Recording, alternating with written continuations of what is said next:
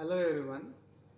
We shall discuss about DNA sequencing by dideoxy method in this class.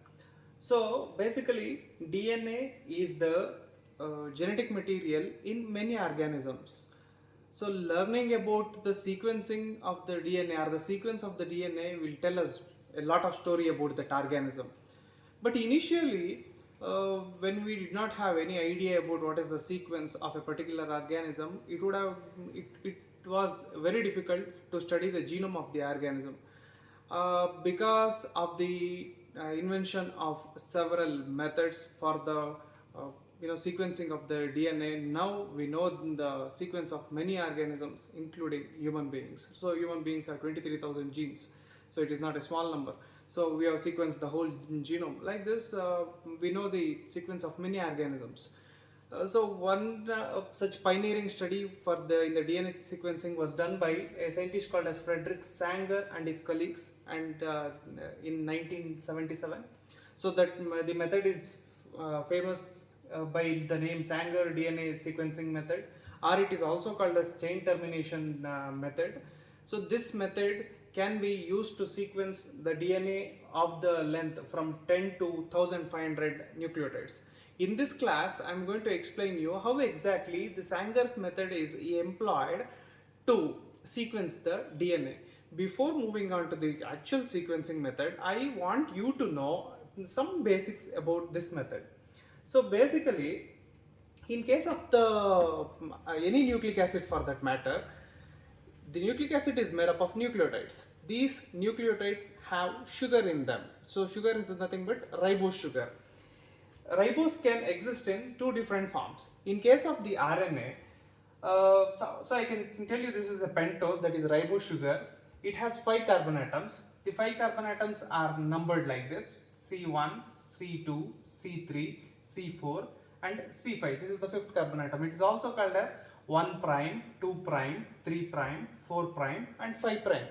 So in case of the ribose present in RNA, at 2 prime and 3 prime end we find oxygenated carbon atoms, that is it is hydroxyl group below the plane of the ring in both the 2 prime and 3 prime end.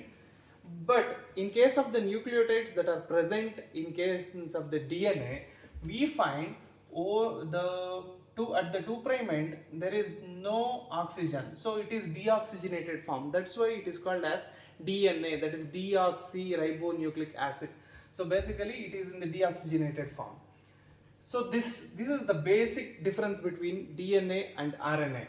But Sanger designed a modified base or modified sugar unit. He called it as dideoxynucleotide. The speciality of this nucleotide is, you can see that at both the 2 prime end and 3 prime end, both the ways it is deoxygenated. So you cannot see the oxygen in 2 prime and 3 prime carbon atom.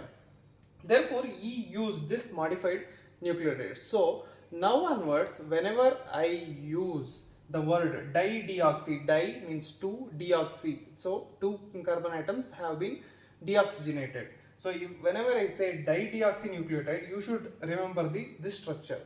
And one more essential thing that you should know to understand the class is 3 prime hydroxyl group is must for the formation of the phosphodiester bond.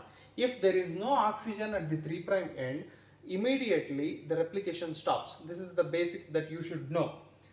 Moving on to the actual method about the introduction. So let me give you a simple double-stranded DNA, and it has this sequence. So there are two strands, one runs in 5 prime to 3 prime and the other runs in the anti-parallel direction. So there are two strands. So I want to sequence this DNA. How to do it? Using Sanger's method. So first thing is strand separation. We have separated two strands. See, if we sequence one strand, it is enough because the other strand is complementary to this. Therefore, I have separated one strand and I have taken only this strand, the first strand. You can see that I have taken this.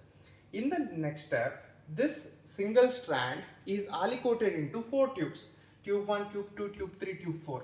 So all the 4 tubes carries each one copy of or multiple copies of this single strand of DNA, and I have designated as ATGC. I will tell you what is this ATGC. So first thing you should know is we are aliquoting, we are taking 4 different tubes and taking the DNA, that is the DNA that needs to be sequenced in the 4 different tubes.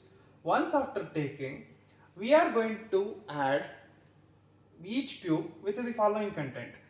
Here, first tube should be added with the DNA that needs to be sequenced, then DNA polymerase, then primer. So, primer to the DNA that needs to be sequenced, then DATP, DCTP, DTP, and DGTP, all the 4 nucleotides we are adding in the deoxygenated form. In the deoxygenated means at 2' position there is no oxygen, but 3' position they do possess the oxygen. Along with these 4 nucleotides, we are incorporating dideoxy ATP. Dideoxy ATP carries no oxygen both at 2' and 3' position. So that's why the tube is designated as A. This tube carries only one modified base or one modified sugar nucleotide. Then the second tube is designated as T. All the contents remains the same. You have DNA to be sequenced, DNA polymerase, primer, and 4 deoxynucleotides. Along with this, we have dideoxy TTP. So here it was dideoxy ATP, here it is dideoxy TTP. In the same way, third tube carries all the same contents. It is dideoxy GTP is added additionally to the third tube. To the fourth tube, the contents are again same, and here it is dideoxy CTP. So that's why the tube is named as C. Now, after learning about the contents of the tube, so when you mix all this together, in the tube A, we shall learn what happens in tube A, tube B, tube C, tube 1, 2, 3, 4 in the next slide. So in the first step, in the tube A or in the first tube, you can see that there is a template DNA, that is DNA that needs to be sequenced. Initially, since we have added the primer makes an interaction with the 3' end of that particular DNA. So primer has hydroxyl group at the 3' end, because we have used a primer which has 5' end and which has 3' end. This primer has 3' hydroxyl group. Since this tube also contains DNA polymerase and other nucleotides, DNA polymerase adds up any nucleotides based on the sequence of complementary nucleotides based on the sequence of the template DNA. So if there is T in the first tube, the DNA polymerase, that is this green color ball indicates DNA polymerase. DNA polymerase should add A, that is adenosine. In the first tube, there are 2 types of adenosine triphosphates. One is deoxy adenosine triphosphate, another one is dideoxy adenosine triphosphate. Therefore, there are chances that DNA polymerase can add either DATP or DDATP, deoxy or dideoxy. So there are 2 types. This is deoxy and this is dideoxy ATP. So let's assume the DNA polymerase adds up dideoxy ATP. DA indicates dideoxy ATP to this one. We know that dideoxy ATP does not carry free OH group in the 3' position. Therefore, addition of the dideoxy ATP by the DNA polymerase terminates this reaction. So it can no longer, DNA polymerase can no longer continue with the chain in elongation. See, if there is G, DNA polymerase is supposed to add C next, but this reaction is not taking place because dideoxynucleotides do not carry 3' hydroxyl group, which will not allow the elongation of the DNA further. So the elongation stops here itself in this one. What if the DNA polymerase adds or finds adenosine nucleotide, deoxyadenosine nucleotide? If that is the case, DATP is added. Once after the DATP is added, DATP has 3' hydroxyl group. Therefore, DNA polymerase continues to add the nucleotide. if you look at this, after the addition of A, DNA polymerase adds C. That is because there is G in the complementary strand, it adds C. So all these other nucleotides apart from A, in the first tube, all the nucleotides are in the deoxygenated form, not dideoxy. Only A is in the dideoxygenated form. Therefore, normal C is added, normal T, that is deoxythymidine, is added. Next, deoxycytidine monophosphate is added. Then G nucleotide is added. Then, so therefore there is another T. Wherever it needs to incorporate A, so it has two choices. Our DNA polymerase has two choices. Either it should add deoxy ATP or dideoxy ATP.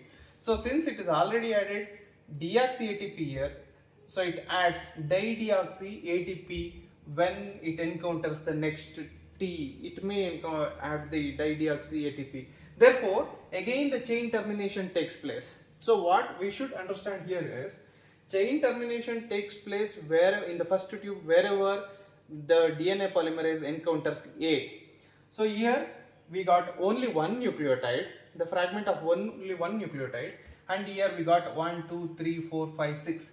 There are totally 6 nucleotides added. So in the same tube we are getting two types of polynucleotide chains, one with one nucleotide, the other one with 6.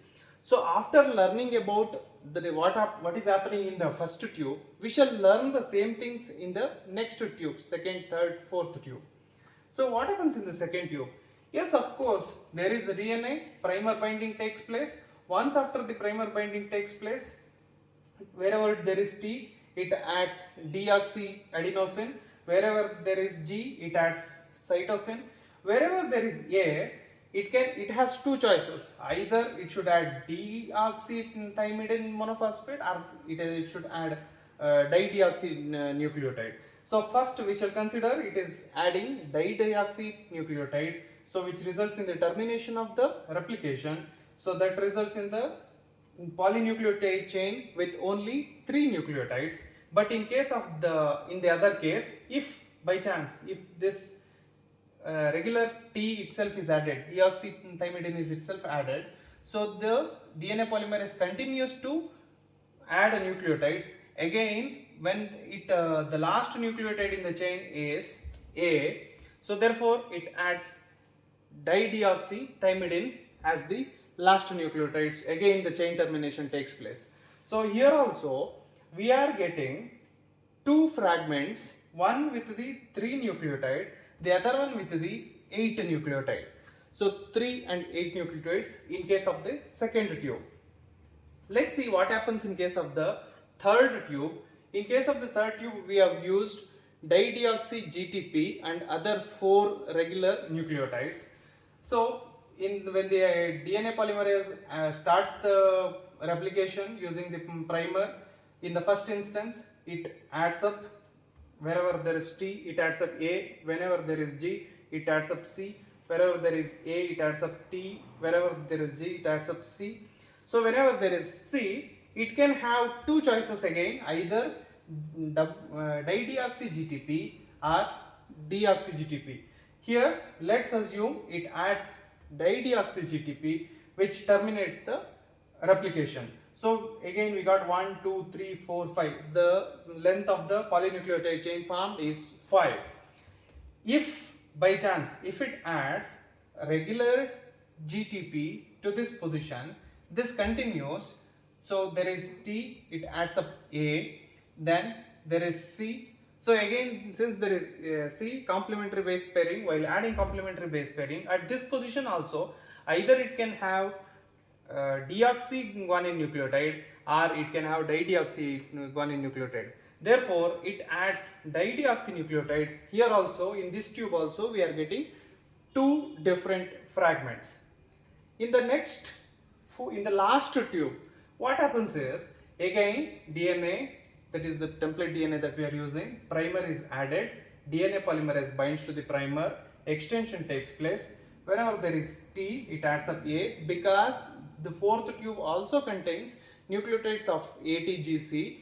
the one of the additional nucleotide present in the fourth tube is dideoxythymidine nucleotide. So it adds adenosine here, adenosine nucleotide. Then wherever there is G, it adds up. It has two choices again. One is deoxycytidine nucleotide or dideoxy. So let's consider it is adding dideoxynucleotide. So if there is the addition of the dideoxynucleotide, immediately chain termination takes place. The length of the fragment formed is only 2 nucleotides. In case of if it adds the regular deoxynucleotide, cytosine nucleotide here, then it continues. Wherever there is A, it adds T. Next, when it finds G, it adds up the deoxy or dideoxy cytidine nucleotide. Therefore, it cannot continue. Again, here also, in this tube also, we got 2 fragments of different length. So, in the next slide, I have compiled the fragment size of all the tubes. So, in the first tube, we got 2 fragments. In the second tube, we got 2 fragments. In the third tube, we got 2 fragments. In the fourth tube also, we got 2 fragments. Let's see how to analyze these fragments. So for the understanding purpose, I have just here, I have given the information about the number of nucleotides. In the first tube, we got 1 fragment of the length, a single nucleotide, that is dideoxyadenosine nucleotide, and we got the polynucleotide chain of 6 nucleotides. In the same way, here we got 3 nucleotides. In the second tube, we got 3 nucleotides, and in the also 8 nucleotides. In the third tube, we got 5 nucleotides and 7 nucleotides. In the fourth tube, 1 chain with 2 nucleotides, the other one with 4 nucleotides. So all these contents of the tubes are subjected to Page polyacrylamide gel electrophoresis. Generally, agarose gel electrophoresis is not recommended for this, because the difference between a single nucleotide can be analyzed using Page, whereas it is not possible in case of the agarose gel electrophoresis. Therefore, Page is employed here. Page, as you know, that it resolves the biomolecules based on their molecular weight or their size. So basically, the smaller molecule runs faster, the larger molecules run slower. This is the principle of the Page. So let's assume if the contents of the tube A is loaded here, if the contents of the tube B, second tube is loaded here, third tube is loaded here, fourth tube is loaded here. When it is subjected to electrophoresis, the smallest fragment runs close to the end of the gel, whereas the largest fragment stays near the gel. This is the principle. So for the understanding purpose, I have given the numbering. 1 indicates if there is a nucleotide or single nucleotide, it runs till the end. So somewhere the band appears somewhere here. If it has 2 nucleotides, somewhere it appears here. 3 nucleotides, somewhere it appears in this region. So respectively, depending on the number, the band appears in case of the Page. Let's analyze the results now. Let's say if the electrophoresis is done for the first tube content, so we get 2 bands. As you know that it has single nucleotide, that's why it has run too far from the well and it has reached the end of the tube where it has 1 nucleotide. So the first nucleotide can be here, and it also has 6 nucleotide fragment. So 6 nucleotide corresponds to somewhere here, so it stays back. 6 nucleotide is heavier than 1 nucleotide. So there is a difference between the electrophoretic mobility. Say for example, if second tube is also electrophoresis, there are 3 nucleotides and 8 nucleotides. We get bands like this. 3 nucleotide somewhere here, because 3 nucleotide is heavier than 1 nucleotide, that's why the band is appearing here, and 8 nucleotide is most heaviest one, that's why we are getting the electrophoretic band somewhere here. Then we shall subject the third tube contents. So 5 nucleotides and 7 nucleotides, because it is heavier than the 1 nucleotide and less heavier than the 8 nucleotides. So we get somewhere here the binding pattern. So it has 7 nucleotide, somewhat it comes somewhere here. Then the contents of the fourth tube also electrophoresis. It has 2 and 4. So 2 nucleotides come runs somewhere here because of the electrophoretic mobility. 4 nucleotides comes somewhere here. So finally, when we do electrophoresis, this is the pattern that we get for the DNA that needs to be sequenced. So how to analyze the results now? Let me show you how to analyze the results. So this is the gel and this is the image that we have generated. There is a the first nucleotide, that is a single fragment, is appeared in the tube A. So we can write tube A. Then 2 nucleotides, we have to see where exactly the second nucleotide is present. If you look here, the second nucleotide is present in tube fourth tube, so it is tube C. We need to write C. Then third nucleotide is present somewhere in the second tube, that is designated as T. So please write T. Then the fourth nucleotide has appeared again in the tube C. So please write tube C. Then the fifth nucleotide has appeared in G, tube G. You can see that. Then the sixth nucleotide has appeared in A, tube A. Please write tube A. Then the seventh nucleotide is appeared in the tube G. So you can write tube G here. Then the eighth nucleotide has appeared in case of the T. So please write G. So basically this is what the sequence generated by DNA sequencing. Let's see. So since the strand that we used were from 3' to 5' end, so we are writing it in the complementary base pairs that are generated, we are writing it in 5' to 3' direction. So let's copy this and analyze the results. So this is the determined sequence using the previous gel. So 5' to 3', ACT, CG, SGT. This is what we determined from the Page experiment. So we can write the complementary base pairing. Since we used only a single strand for this experiment, you need to write the complementary base pairing. So simply I have written the complementary base pairing, A pairs with T, G pairs with C, T pairs with A, subsequently in the same. So this is what the DNA sequence that we determined using Sanger's method. But what exactly the sequence that we used? So actual sequence that we used is this. So if you compare these two sequences, they both are same. AT, you can see AT, CG, CG, TA, TA, CG, and subsequently the same. So both the strands are same. This is the sequence that we determined using Sanger's dideoxy method. This is the sequence that we used in the experiment during experiment initiation. Therefore, Sanger's method is very efficient in sequencing the nucleic acid, particularly the DNA. This is what the conclusion of this experiment. So one of the disadvantage of this method is we cannot really sequence the DNA of the length larger than 2000 nucleotides. It is efficient up to 1500 nucleotides.